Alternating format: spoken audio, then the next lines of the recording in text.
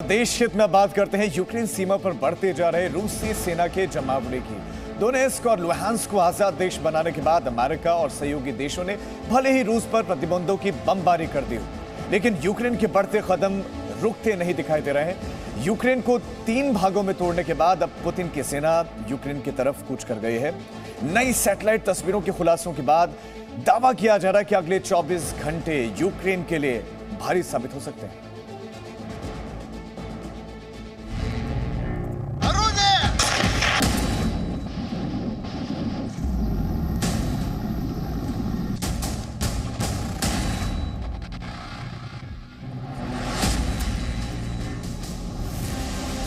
जो बात अमेरिका और ब्रिटेन चीख चीख कर दुनिया को बता रहे थे, जिस डर से यूक्रेन के राष्ट्रपति ज़ेलेंस्की की नींदें उड़ गई थी,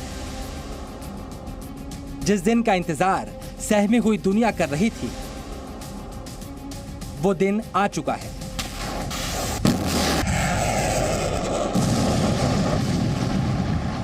पहले पुतिन ने डोनेस्क और लुहांस्क को आजाद देश के तौर पर मान्यता दी।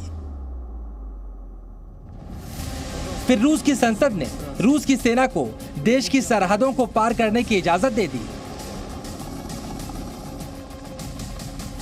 और अब सारे दायरे तोड़कर रूस की सेनाएं यूक्रेन के अंदर दाखिल होने के लिए रवाना हो चुकी है।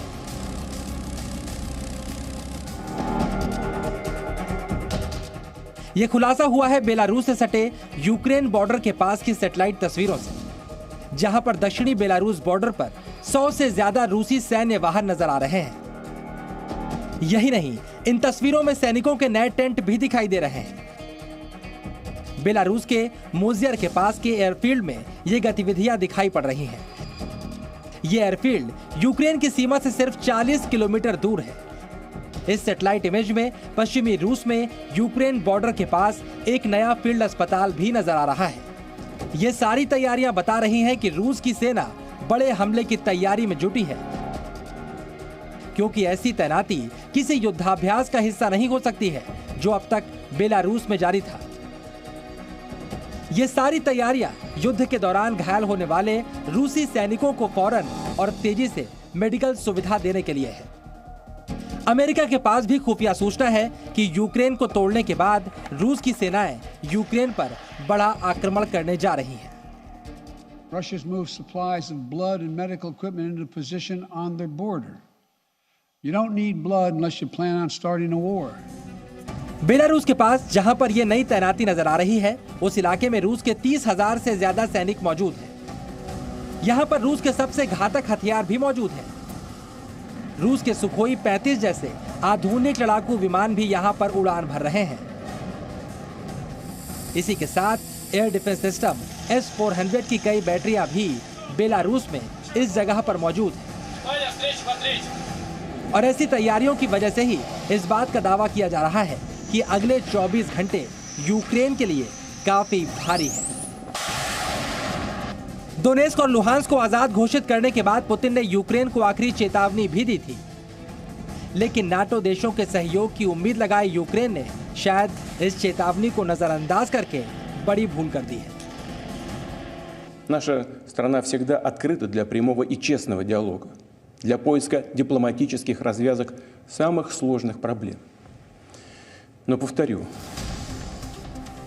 पुतिन ने यूक्रेन को समझाया था कि वो नाटो में शामिल होने का ख्याल छोड़ दे, लेकिन यूक्रेन इसके लिए तैयार नहीं है।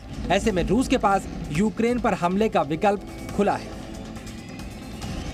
अगर रशिया यूक्रेन को इन्वेड करता है तो उस केस में अमेरिका और नेटो अपने सोल्जर्स तो भेजेंगे नहीं यूक्रेन के अंदर रशिया से लड़ने को, क्योंकि वो कहते हैं भाई यूक्रेन तो नेटो का मेंबर नहीं है, तो हम अपनी नेटो फोर्सेस तो भेजेंगे नहीं यूक्रेन में।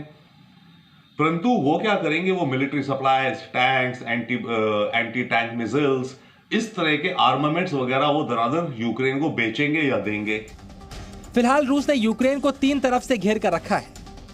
रूस के बॉर्डर पर 1 लाख से ज्यादा सैनिक मौजूद हैं। बेलारूस के बॉर्डर पर 30,000 से ज्यादा सैनिक इकट्ठे हैं। यहाँ पर युद्धाभ्यास भी जारी है। क्रीमिया में भी सैनिकों की संख्या रूस ने बढ़ा दी है और अब डोनेस्क और लुहांस्क की तरफ से भी रूस की सेनाएं पहुंच चुकी हैं। यानी प्रतिबंधों का पुतिन की आक्रामकता पर कोई भी असर नहीं पड़ा है और उनकी सेना पूरी ताकत के साथ चारों तरफ से यूक्रेन पर हमले को तैयार है। हालांकि अमेरिका ने ऐलान किया है कि वो बाल्टिक रीजन में मौजूद देशों में अपने सैनिकों की संख्या बढ़ाएगा। लेकिन नाटो देशों में अमेरिकी सैनिकों की तैनाती की धमकी से रूस की सेहत पर कोई असर नहीं पड़ने वाला, क्योंकि यूक्रेन फिलहाल रूस के सैन्य चक्रव्यूह में पूरी तरह से घिर चुका है और नाटो के लिए उसे रोकना संभव नहीं दिखता। अगर रशियन आर्मी यूक्रेन में गई, यूक्रेनियन आर्मी चाहे छोटी है, चाहे इतनी पावरफुल नहीं है, पर फिर भी वो लड़ेगी, परंतु रशिया यूक्रेन को कंप्लीटली डेसिमेट कर देगा। संकट यूक्रेन की तरफ बढ़ रहा है और अखंड रूस का सपना देख रहे राष्ट्रपति पुतिन का अगला निशाना यूक्रेन की राजधानी कीव ही नजर आ रही है। Bureau report, ji media. Presenting B News app, available on Google Play and App Store. Download it now.